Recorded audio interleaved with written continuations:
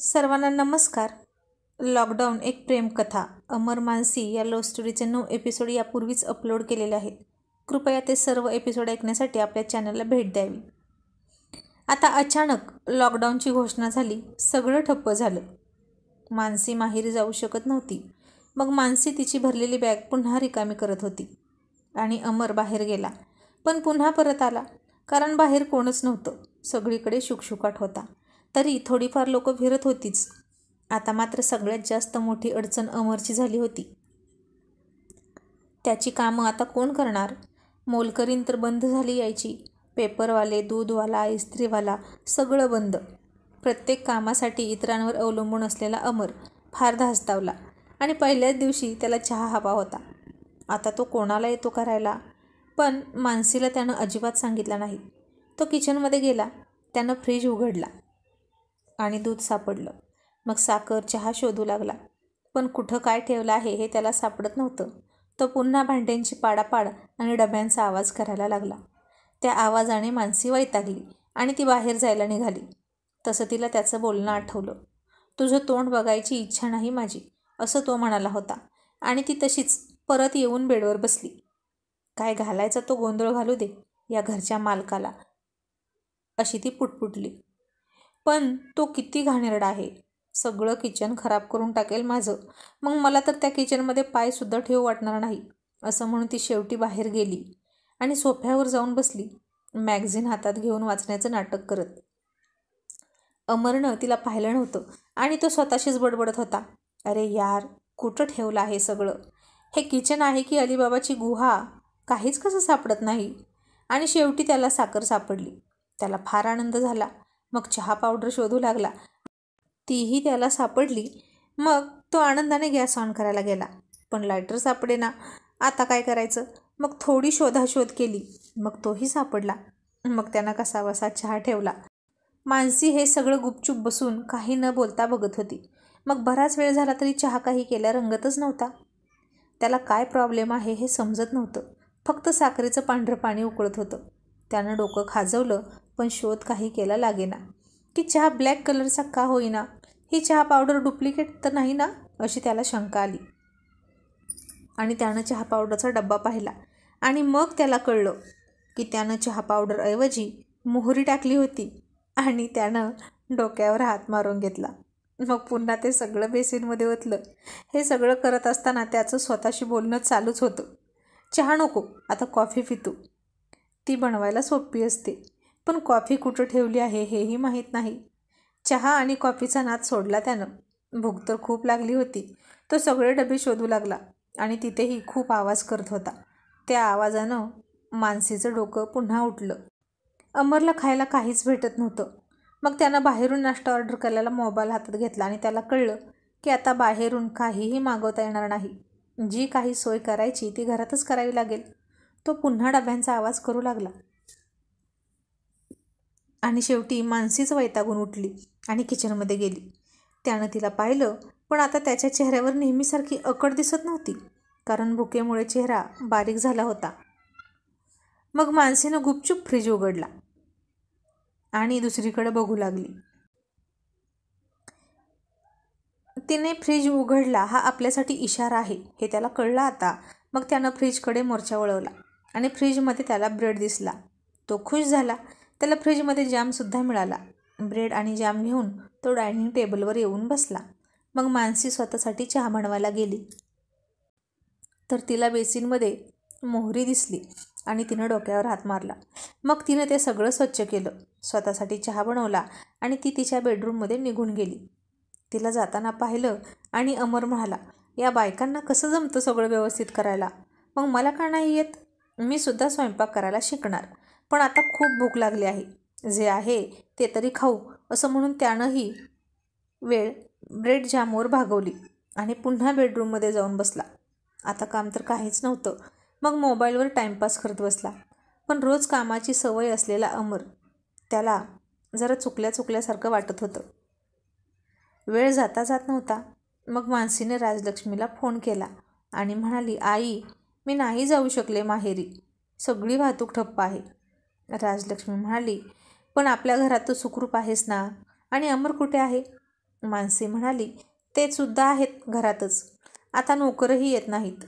राजलक्ष्मी म्हणाली, आता दोघेच घरात आहात, काळजी घ्या एकमेकांची, बाहेर कुठेही फिरकू नका, ही वेळ विचित्र आहे. मानसी म्हणाली, हो आई, पण हे माझं ऐकतील का? बाहेर जाऊ नको म्हणाले तर? राजलक्ष्मी म्हणाली, तू तुझं काम कर सांगण्याचं. तू तुझा पत्नी धर्म सोडू नकोस. आणि बोलतो का गं तो तुझ्याशी? आता दोघेच आहात घरात, काही फरक पडलाय का? मानसी थोडी भोवई उचलून म्हणाली, हो बोलतात ना, पण स्वतःशीच. राजलक्ष्मी काहीच न कळून म्हणाली, म्हणजे काय? स्वतःशीच बोलतो तो? मग मानसीनं तिला त्या मोहरीचा सगळा किस्सा सांगितला. आणि आई हसून म्हणाली, आता त्याची तूच काळजी घे. त्याला ना खूप चमचमीत खायची सवय आहे. घरात काही चांगलं नसलं की लगेच बाहेरून ऑर्डर करून खातो. मानसी म्हणाली, तुम्ही गेल्यावर सारखंच खातो ते बाहेरचं मागवून, पण आता ते खातील का माझ्या हातचं? राजलक्ष्मी म्हणाली, तेव्हा परिस्थिती वेगळी होती आणि आत्ताची परिस्थिती वेगळी आहे. परिस्थिती बदलली की माणसाची मनस्थिती आपोआप बदलते. आणि काय माहीत आता अमरची मनस्थिती बदलायला लागली असेल. आणि आलिशाचंही लग्न नक्की ठरलं आहे. आता ती त्याच्या आयुष्यात पुन्हा येणं शक्य नाही. आणि मानसीला आठवलं की म्हणूनच त्या दिवशी ऑफिसवरून आल्यावर ते डिस्टर्ब होते आणि तिला खूप बोलला होता, म्हणून ती घर सोडून निघाली होती. तसा विचार केला तर त्याचीही काही चूक नव्हती. मानसीची त्याच्या आयुष्यात जबरदस्ती आणि अपघातानं एंट्री झाली होती. आणि आता मानसी लक्ष देऊन ते राजलक्ष्मीचं सगळं बोलणं ऐकत होती. राजलक्ष्मीचे सल्ले म्हणजे खूप असरदार असतात हे तिला माहीत होतं. मग थोड्या गप्पा मारून त्यांनी फोन ठेवला. काही वेळानं मानसी किचनमध्ये आली. डायनिंग टेबलवर त्यानं खाऊन ठेवलेली प्लेट तिनं उचलली आणि स्वयंपाक केला दोघांचाही. ती संवेदनशील मनाची होती. त्याच्या जास्त मागे पुढे करायचं नाही, पण आपण आपला धर्मही सोडायचा नाही, असं म्हणून ती त्याचाही स्वयंपाक करत होती. आणि तिनं 2 ताटं बनवली. त्याचं ताट डायनिंग टेबलवर ठेवलं. ती तिचं ताट घेऊन बेडरूममध्ये निघून गेली. आता त्यालाही भूक लागली होती. मगाशी किचनमधून येणाऱ्या भाजीच्या खमंग वासाने तर आणखीनच भूक लागली होती. आणि त्यानं येऊन पाहिलं तर किचनमध्ये काहीच शिल्लक नव्हतं. त्यानं डायनिंग टेबलवरचं ताट पाहिलं तर ते त्याच्यासाठीच होतं हे कळलं, पण तिच्या हातचं खायचं नव्हतं ना. आणि शिवाय ती कुठे खा म्हणाली होती, गुपचूप ठेवून गेली होती. त्याचाही राग आला त्याला. पण मग दुसरं काय खायचं तो विचार करत होता की काय बनवू जे मला बनवता येईल. पण मला तर काहीच बनवता येत नाही. साधा चहा पण नाही बनवता आला. आणि भूक तर खूप लागली होती. तरी पण त्या भाजी पोळीला त्यानं हात नाही लावला. आणि फ्रीजमध्ये पुन्हा शोधाशोध केली तर यावेळी त्याला काकडी, गाजर, टोमॅटो, अंडी याशिवाय काही नाही दिसलं. मग त्यानं 2 टोमॅटो आणि 2 काकडी तेवढी घेतली.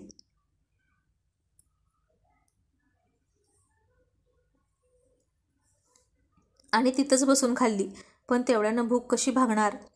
तिनं बनवून ठेवलेल्या ताटाकडं तर सारखं लक्ष जायचं, पण मोडेल पण वाकणार नाही असा करारी बाणा होता त्याचा.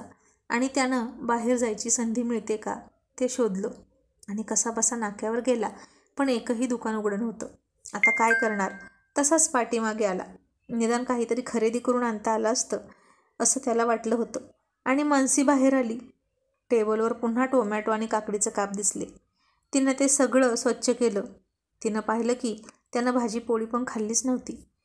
ती बोलत नसली तरी तिने त्याच्यासाठी सुद्धा गुपचूप जेवण बनवलं होतं ना. मग त्यांना खायला काय झालं होतं गुपचूप, असं ती मनात म्हणाली.